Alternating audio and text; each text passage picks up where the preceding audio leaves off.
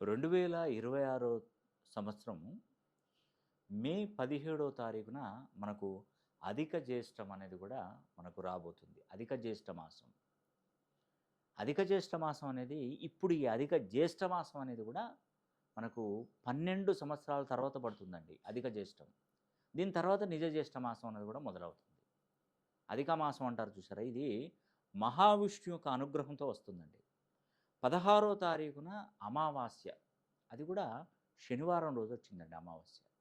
తెల్లవారితే 17వ తారీఖు మరి ఈ యొక్క అధిక జ్యేష్టం అనేది కూడా పడుతుంది.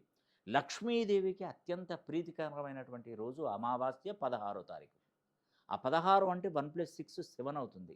ఇది కేతువుకు సంబంధించింది. కాబట్టి ఈ అధిక జ్యేష్ఠ మాసం నుండి నేను చెప్తున్నటువంటి 4 రాశులకు ఒక అద్భుతమైనటువంటి యోగం కలగబోతుంది.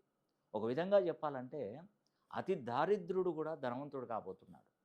మీరు ఎన్ని లక్షల రూపాయలు, కోట్ల రూపాయలు రుణబాధల్లోనైనా ఉండనివ్వండి, ఈ అధిక జ్యేష్ఠ మాసంలో మీరు చేయవలసినటువంటి కార్యక్రమం ఏంటంటే ఆ మహావిష్ణువును, ఆ లక్ష్మీదేవిని ఎక్కువగా ఆరాధన చేయాలి.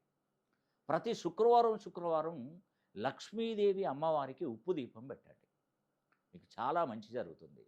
తులారాశిలో జన్మించిన, వృషభ రాశిలో జన్మించిన, కుంభరాశిలో, సింహరాశిలో ఈ 4 రాశులు జన్మించినటువంటి వారికి ఈ అధిక జ్యేష్ఠ మాసం అనేది కూడా చాలా మంచి ఫలితాలను అందిస్తుంది.